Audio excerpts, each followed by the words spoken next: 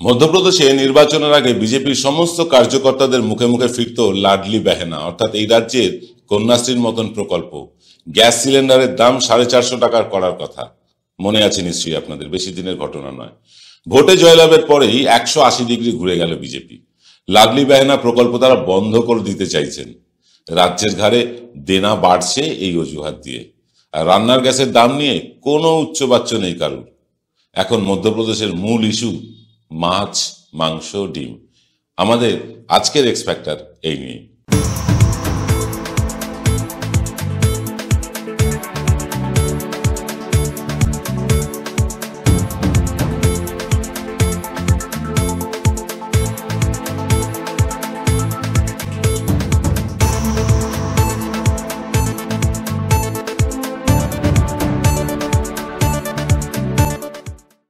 নমস্কার, আদাব। আমি আপনাদের প্রবীর বিশ্বাস। আপনারা দেখতে শুরু করেছেন প্রত্যেক দিনের অভ্যেস মতো বিশ্বজোড়া বাঙালির আওয়াজ এনকে ডিজিটালের প্রভাতী অনুষ্ঠান এক্স ফ্যাক্টর।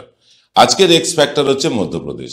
মধ্যপ্রদেশে সরকার বদল হয়নি, রাজনৈতিক দল একই আছে, মুখ্যমন্ত্রী শুধু বদল হয়েছে। মুখ্যমন্ত্রী বদল হয়েছে, এটা ভালো কথা। অ্যান্টি ইনকম্বেন্সি এড়াতে চাইছেন তারা। কিন্তু ওপেন মার্কেটে এখন থেকে আর মাছ, মাংস, ডিম কেনা বেচা করা যাবে না। ওপেন মার্কেটে মধ্যপ্রদেশের নতুন মুখ্যমন্ত্রী হয়েই মোহন যাদব এই ফরমান জারি করেছেন। আসছি সে প্রসঙ্গে। তার আগে যেটা বলতে চাই সেটা আপনারা সকলেই জানেন, এই দেশের রাজ্যে রাজ্যে খাবার দাবারের পদ্ধতি কিন্তু বদলে যায়, এক এক রাজ্যে এক এক রকম। পাঞ্জাবে যেমন ধরুন চিকেন পরোটা, লস্যি, রাজস্থানে ডাল বাটি চুরমা, গুজরাটে নিরামিষ থালি, বাংলায় ডাল ভাত মাছের ঝোল, দক্ষিণে ইডলি ধোসা ইত্যাদি ইত্যাদি আপনারা সকলেই জানেন। তবে দেশের সব বড় শহরগুলোতে স্ট্রিট ফুডের যে স্টল, সেগুলোতে মোটামুটি সবই পাওয়া যায়। এই স্ট্রিট ফুডের স্টল লাগিয়ে দেশের অসংখ্য মানুষ তাদের জীবন জীবিকা নির্বাহ করেন। এসবের মধ্যে কেউ সেদ্ধ ডিম, ডিমের অমলেট বিক্রি করেন, কেউ ফিশ ফ্রাই বিক্রি করেন, কেউ ফিশ ফিঙ্গার বিক্রি করেন, অনেকেই চিকেন কাবাব অথবা মাটনের বিভিন্ন উপাদেয় খাবার নিয়মিত বিক্রি করেন প্রায় জলের তলে। এইসব স্ট্রিট ফুডের কাস্টমাররাও কিন্তু মূলত আমার আপনার মতন মধ্যবিত্ত নিম্নবিত্ত শ্রেণী, যারা কথায় কথায় আমরা রেস্টুরেন্টে যেতে পারি না, তারাই এই স্ট্রিট ফুডের মূল কাস্টমার। মধ্যপ্রদেশের বাইরে নয়, সেখানেও আমিষের বিভিন্ন পদ রাস্তার পাশে বিক্রি বাট্টা করে অসংখ্য মানুষ তাদের জীবন চালান। এটা দেখেছি আমরা চোখে। কিন্তু মধ্যপ্রদেশের বর্তমান মুখ্যমন্ত্রী তা চান না। ওপেন মার্কেটে, আবার বলছি ওপেন মার্কেটে অর্থাৎ খোলা বাজারে এসব আর বিক্রি করা যাবে না। এমনকি কাঁচা মাছ, মাংস, ডিমও কিন্তু খোলা বাজারে নিষিদ্ধ করেছেন এই মোহন যাদব মুখ্যমন্ত্রী। মানুষের ব্যক্তি স্বাধীনতায় সরাসরি হস্তক্ষেপ করা শুরু হলো মধ্যপ্রদেশে। কে কি খাবে আর কে কি খাবে না সেটাও ঠিক করে দেবে বিজেপি সরকার। তবে এখানে কাহিনীতে একটা টুইস্ট আছে। তা হলো এইসব আমিষ খাবার ওপেন বিক্রি করা যাবে না। বারবার আমি ওপেন কথাটার উপরে জোর দিচ্ছিলাম। অর্থাৎ এইসব খাবার দাবার প্রকাশ্যে বিক্রি করা যাবে না। বিক্রি হবে কোথায়? শপিং মলে, দোকানে, প্যাকেটে মুড়ে। অর্থাৎ গ্রামের যে মানুষটি হাঁস মুরগি প্রতিপালন করে প্রতিদিন বাজারে যে ডিম বা মাংস বিক্রি করতে নিয়ে আসতেন, বা যে মাছ চাষি তার পুকুরের মাছ এনে শহরে বিক্রি করতেন, এখন তার বিক্রি করতে পারবেন না।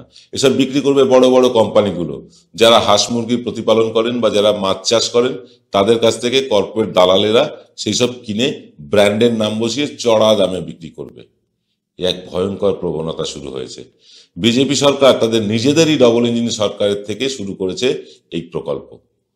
এরপরে হয়তো সারা দেশেই শুরু হবে। টাটকা মাছ মাংসের বদলে টিনের প্যাকেটে বিভিন্ন ব্র্যান্ডে তা বড় বড় দোকানে, শপিং মলে বিক্রি হবে। আমি আপনি কিনতে যাব।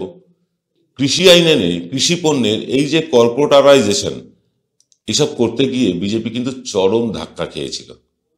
এবার তাদের কুদৃষ্টি পড়েছে আমিষ খাবার দাবারে। এতে যেমন অসংখ্য মানুষ কর্মহীন হয়ে পড়বেন, আবার অনেক মানুষ সস্তায় উপাদেয় খাবার থেকেও বঞ্চিত হবেন। তাহলে লাভ হবে কার? ওই কর্পোরেট কোম্পানিগুলো আর সরকারের। সরকারের লাভ এখানে হবে যে যখনই মাছ মাংস ডিম ব্র্যান্ডে বিক্রি হবে না, তখনই সরকার সেখান থেকে বিভিন্ন রকম ট্যাক্স আদায় করবে। এটা হচ্ছে বাস্তব সত্য। আর কর্পোরেটের লাভ কি? তারা সস্তায়, যারা মাছ চাষ করছেন তাদের কাছ থেকে সস্তায় মাছ নেবেন, যারা হাঁস মুরগি প্রতিপালন করছেন তাদের কাছ থেকে সস্তায় ডিম নেবেন, মাংস নেবেন, হাঁস মুরগি নেবেন, যারা ভেড়া বা ছাগল প্রতিপালন করছেন তাদের কাছ থেকে সস্তায় নেবেন, গরু প্রতিপালন করছেন যারা তাদের কাছ থেকে সস্তায় নেবেন। তারপর সেগুলো প্যাকেটে মুড়ে, ঝকঝকে তকতকে প্যাকেটে মুড়ে শপিং মলে সার দিয়ে সাজানো থাকবে। আপনি কিন্তু সেগুলো ধরা ছোঁয়ার মধ্যে রাখতে পারবো না, আমরা কিনতে পারবো না। এখনই তো শপিং মলে গেলে আপনি বহু জিনিস এড়িয়ে যান দামের জন্য। কারণ কি? সব আপনার জন্য নয়, ওসব বড়লোক বাবুদের জন্য। যারা ধরুন এই ধরনের জিনিস কিনতে পারবেন না, তারা নিরামিষ খাবেন। আর যারা কথায় কথায় রেস্টুরেন্টে যেতে পারবেন, সুইগি জোম্যাটোতে অর্ডার করে বাড়িতে খাবার নেবেন। আপনি সুইগি জোম্যাটোর খাবার প্রতিদিন খেতে পারবো না, প্রতিদিন খাওয়া সম্ভব না। মাছে ভাতের বাঙালি, পাতে একটা ছোট্ট মাছ হলেই আমাদের চলে যায়। সেটাও কিন্তু বন্ধ হতে চলেছে যদি বিজেপি সরকার এখানেও আসে। তবে সৌভাগ্য, আগামী 15-20 বছর এরকম কোনো সম্ভাবনা আমরা দেখতে পাচ্ছি না। তবে ভোটে জিতে সাধারণ মানুষের কথা যে ভুলে যায় বিজেপি, এটা তো বিজেপির একটা রেওয়াজ। ভোটের আগে তারা বিভিন্ন প্রতিশ্রুতি মানুষকে দেয়, প্রলুব্ধ করে ভোট নেন, তারপর সেই মানুষকে নিষ্পেষণ করে একটা আদিম উল্লাসে মেতে ওঠেন। সাধারণ মানুষ বারবার বোকা হন, বোকা বানানো হয় আমাদের, ধর্মের আফিমে নেশাগ্রস্ত করে রাখা হয় মানুষকে। আর কর্পোরেটরাও এই ধান্দাবাজিতে দেদার টাকা ঢালে, কারণ তারা জানে বিজেপি ক্ষমতায় যদি আসে, কর্পোরেট সংস্থাগুলোকে তারা লাভ পাইয়ে দিতে মাছ, মাংস, ডিম এসব বিক্রি করা যাবে না বলে ফরমান জারি করবেন। আর এই ফরমান জারির পর বিজেপির ঘনিষ্ঠ যারা কর্পোরেট, তারা প্যাকেটে করে মাছ, মাংস, ডিম নিয়ে হাজির হবেন আপনার শপিং মলে। পারবেন কিনতে আপনি? আপনার ধরা ছোঁয়ার বাইরে থেকে যাবে আমিষ খাবার। দেখুন, খাবারটা হচ্ছে প্রত্যেক মানুষের নিজস্ব ব্যাপার। এখানে ধর্মের কোনো সম্পর্ক নেই। কোনো ধর্মে কোনো খাবার নিয়ে আপত্তি করা হয়েছে বলে আমার জানা নেই। আপনার যেমন খুশি আপনি খেতে পারেন, যেমন খুশি পরিধান করতে পারেন, যদি সেটা দৃষ্টিনন্দন হয়। এরকম তো করতেই পারেন, এটা তো আমাদের বেসিক অধিকার। কি খাবো, কি পরবো, কি কথা বলবো, সেগুলো তো আমাদের অধিকার। এই একটা একটা করে আমাদের অধিকার ছিনিয়ে নেওয়া হচ্ছে। প্রথমে তো কথা বলার অধিকার চলে গিয়েছে। আপনি শাসক দলের বিরুদ্ধে বললেই আপনাকে হয় পাকিস্তান নয় বাংলাদেশ পাঠিয়ে দেওয়া হবে। তারপরে এলো কি, এই খাবার দাবারের উপর রেস্ট্রিকশন। এরপর পোশাক আশাকের উপর রেস্ট্রিকশন আসছে, কারণ হিজাব পরা যাবে না, বোরখা পরা যাবে না, এরকম অনেক রকম জিগির উঠছে বিভিন্ন জায়গা থেকে। কোথায় আছি আমরা? এ কোন দেশ? এই কি আমার সেই ভারতবর্ষ, যে দেশে হিন্দু, মুসলিম, শিখ, খ্রিস্টান সকলে এক হয়ে বসবাস করেছি? এ ভারতবর্ষ তো আমার নয়। এ তো উত্তর কোরিয়ার সমান হয়ে গেছে, এ তো তালিবানের সমান হয়ে গেছে।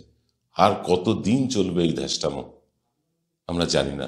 আর 4-5 মাস পরে ভোট, মানুষ কি রায় দেবেন আমরা তাও জানি না। কিন্তু মানুষের রায় যদি না বদলায়, আমাদের বদলাতে হবে। আমাদের বদলাতে হবে এই কারণে, আমাদের নিরামিষাশী হতে হবে, পোশাক আশাকে নিয়ন্ত্রণ আনতে হবে, আর কথা বলার নিয়ন্ত্রণ তো আছে। কি ভাবছেন আপনি এই নিয়ে কমেন্ট করে লিখে জানান। আজ এই পর্যন্ত, সকলে ভালো থাকবেন। নমস্কার।